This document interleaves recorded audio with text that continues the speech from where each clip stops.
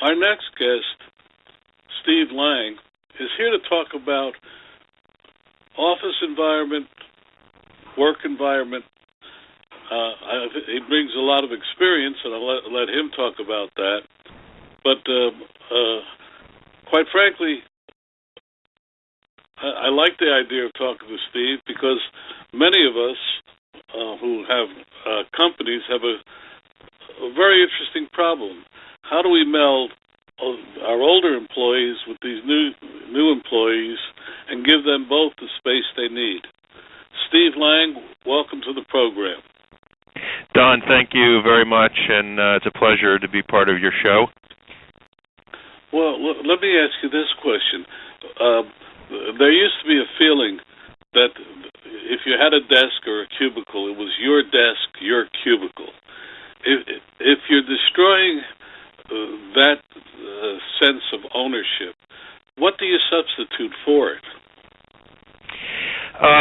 So think of it as this is my space to work rather than my workstation to work at. So if I come to and by the way, again, I want to properly frame this, that it is not for everyone. I think the right answer is a range of work settings, some privacy, some open plan, some workstations, depending less on who you are and more about what you do and how you work. So with that in mind, space is not defined necessarily as your desk or your workstation, but the floor or the wing or the area in which you work. And if you plan the space right, and that's where our industry and companies like ours, I think, do a really nice job of thinking through how to utilize the space in the most effective way, you have a range of settings. So if you have to make a private call to your doctor or to your children, there are non-reservable, we'll call them enclaves, very small private spaces that you don't need a reservation to go in, and they're available to anyone at any time. And you can pop in there and have a quick meeting with 2 or 3 people and have privacy, and you can make a quick phone call to your doctor and not be around 12 people that are your colleagues when you're working on a project. Well, my next question is, what should it look like, and how do you go about finding it? Yeah, great question. So this is the $20,000 question in our industry, and it starts with there is no one right workplace or work environment for one company, right? It's not a one-size-fits-all. Frankly, it's a range of work settings that support collaborative spaces, open floor plans, better amenities, and making workers on some level feel a little more at home. We're no longer tethered to our desk. So with a mobile device, iPad, cell phone, and the like, you can roam throughout the office, have access to the Internet through Wi-Fi, and be doing work on a couch, on the floor, or at your desk. And you start to integrate some of that technology into the medium in the office, be it whiteboards and technology displays, and now you're collaborating and moving through the space more fluidly. And it's really a way to think about the space differently. We still need privacy, and frankly, an accounting department within an organization needs a level of privacy that may be different than a sales and marketing part of the organization, right? So the range of settings becomes really important. But that being the case, do you lose some of the rigidity of organization by making it such a fluid environment? It depends from what perspective you look at. I think in the past we looked at space as an asset to be amortized over time. And I think if you start to look at it, many of our clients are starting to look at the space, the physical environment they work in, as a strategic tool for organizational growth and effectiveness. They're really effectively measuring the increase in sales, the improved interaction among different employees. How do we reduce redundancies in work and improve cycle times? So these are things that with new data and big data you can measure.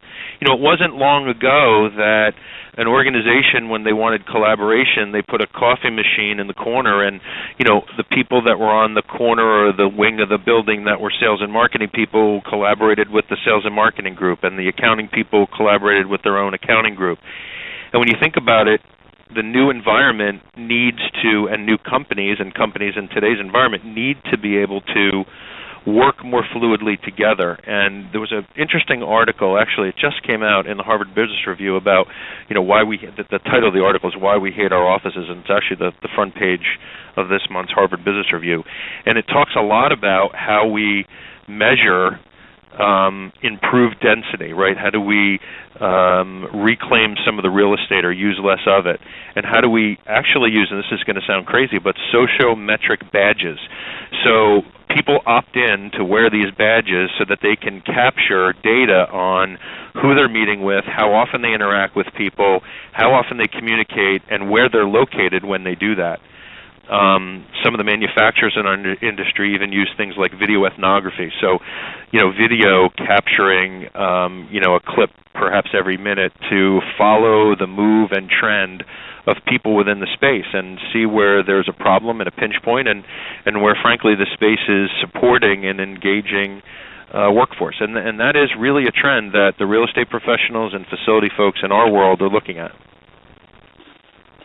Well, that's all well and good, but I'm a small business person. That most of our audience is.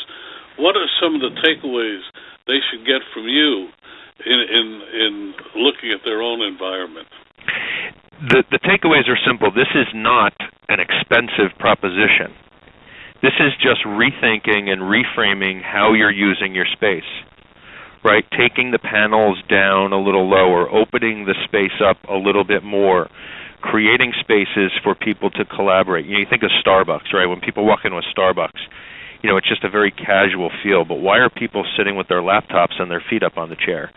Again, if you're trying to attract the next generation in your workforce, and if you're trying to evolve your culture and grow your business, these are things that you may not be doing, but your neighbor or your competitor may be thinking about, and it really can have a vast effect on your culture and on the performance of your company.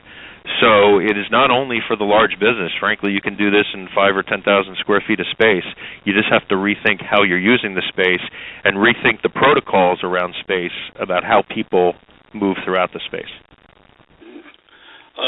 Steve, you have to come back again and talk some more. This has been one of the more fascinating interviews I've had in a while. So please. I appreciate it. It's a hot topic with all of our clients, both small, mid-sized companies and large corporations, and I will tell you, while we don't have all the answers, we are certainly in search of the right ones for the right client. If our audience wanted to know more about your company or you, how do they find you? They can find us on the web at www.danker.com. That's DANCKER.com. Or they can reach us on the phone. Our phone main line is 908-231-1600. Or they can email me at slang@danker.com.